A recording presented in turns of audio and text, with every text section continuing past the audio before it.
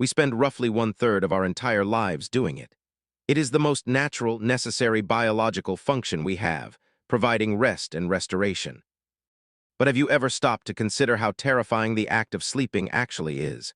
You enter a state of unconsciousness where you are completely vulnerable to the world around you. For most, it's a peaceful escape. But for some, the realm of sleep is a gateway to horrors that defy explanation, medical anomalies, and sometimes, even death. Let's start with a phenomenon that has haunted humanity for centuries, inspiring folklore about demons and witches: sleep paralysis.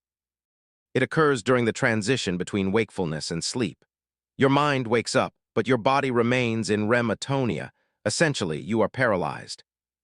While you lie there frozen, your brain often hallucinates to make sense of the panic. Many victims report seeing a shadow man or an old hag sitting on their chest, stealing their breath.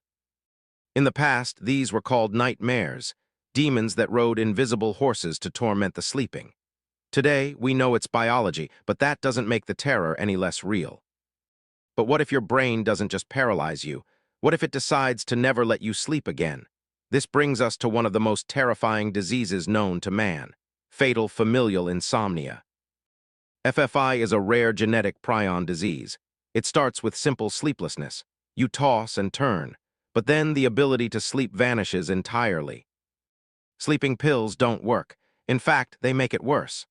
The brain loses the ability to generate the slow waves necessary for deep sleep. Over the course of months, the victim suffers panic attacks, hallucinations, and rapid weight loss. Essentially, the brain is eating itself alive. The disease is 100% fatal. There is no cure. The patient dies from total exhaustion, trapped in a waking nightmare until the very end. From the inability to sleep, we move to the inability to stay put while sleeping. Parasomnias like sleepwalking seem harmless until they turn violent. There are documented cases of people driving cars, cooking meals, and even committing homicide, all while completely asleep. Consider the case of Kenneth Parks. In 1987, he drove 14 miles to his in-laws' house and attacked them. He turned himself in later, saying, "I think I killed some people."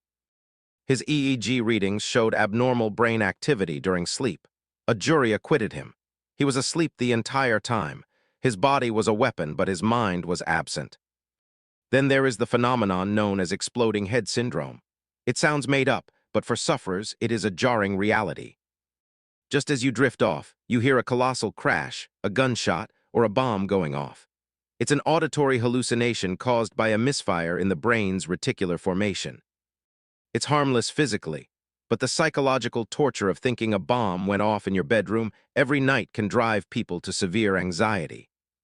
Speaking of jolts, have you ever felt like you were falling right before you fell asleep? That's a hypnic jerk. One theory suggests this is an evolutionary leftover. Our primate ancestors slept in trees. That sensation of falling was a warning system to wake up before hitting the ground.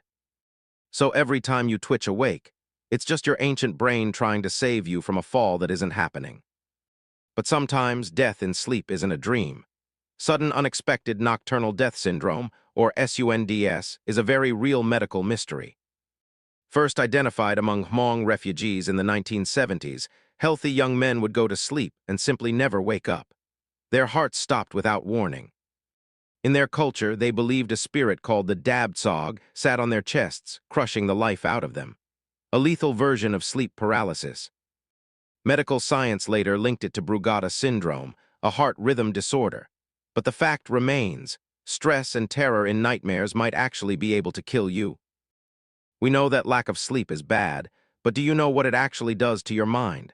The effects of sleep deprivation are indistinguishable from severe psychosis. After just 24 hours without sleep, you are cognitively impaired, equivalent to being legally drunk. After 72 hours, hallucinations begin. The world record for staying awake is 11 days, set by Randy Gardner in 1964. By the end, he couldn't form memories and was paranoid. While he recovered, experiments on rats show a darker outcome. Deprived of sleep entirely, the animals died within 2 weeks due to catastrophic immune failure. This brings us to the urban legends, like the Russian sleep experiment. While a work of fiction, it taps into our primal fear, that without sleep, we lose our humanity. Sleep is also when your brain takes out the trash. The glymphatic system opens up channels to flush out toxins that build up during the day. These toxins include beta-amyloid, a protein clump found in the brains of Alzheimer's patients. If you don't sleep, the trash doesn't get taken out. Chronic sleep deprivation is literally a slow-motion brain injury, increasing your risk of dementia with every sleepless night. We also have to talk about the things that happen deep in the night that you don't remember, like sleep apnea. Your airway collapses, you stop breathing, your oxygen levels drop, your brain panics and wakes you just enough to gasp. This can happen hundreds of times a night. You think you slept, but you were actually fighting for your life against suffocation for 8 hours. And then there are night terrors. Different from nightmares, these occur in non-REM sleep. They are pure primal panic. The person screams, thrashes, and looks terrified, but they are asleep. They cannot be comforted, and in the morning they remember nothing. It is harder on the witness than the sleeper. Watching someone you love scream at an invisible horror is a trauma all its own. Have you ever woken up and not known who you were? This is sleep drunkenness or confusional arousal. In this state, parts of the brain are awake while others, responsible for memory and consciousness, are still asleep. You are a zombie in the truest sense. Let's look at the strange phenomenon of microsleeps. These are brief moments of zoning out that can last seconds. It happens with eyes open. You're there, but you're not. This is responsible for thousands of fatal accidents every year. The scariest part, you often don't even know it happened until you snap back to reality, or until you crash. There is also a condition called sexsomnia, like sleepwalking, but the person engages in sexual acts while asleep. It creates a legal and ethical nightmare. How do you consent when you are unconscious? It has destroyed relationships and lives.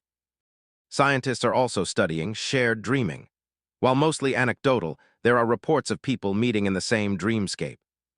Is it coincidence, or is consciousness less contained within our skulls than we believe? Science says coincidence, experience says otherwise. We can't forget the impact of modern technology on sleep. The blue light from your phone is tricking your brain into thinking it's noon. This suppresses melatonin. We are effectively orchestrating our own insomnia, destroying the very cycle that keeps us sane. And what about the dreams themselves? Why do we dream? Freud said it was repressed desire. Jung said it was the collective unconscious. Modern neuroscience suggests it's just random electrical firings that our brain tries to weave into a story. Meaningless noise. But that explanation feels insufficient when you have a premonition dream that comes true. Another mystery of the sleeping mind. Ultimately, sleep is a surrender. You lay down, close your eyes, and trust that you will wake up. You trust your heart to keep beating, your lungs to keep breathing, and your brain to keep the monsters at bay.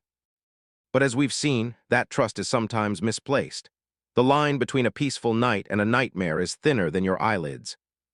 So tonight, when you turn off the lights and drift away, remember, you are entering a wild, untamed frontier. And if you want to uncover more dark truths about the human experience, make sure to hit that subscribe button and turn on notifications. It helps the channel grow, and honestly, it might just be the only way to keep the nightmares away. Sleep well if you can.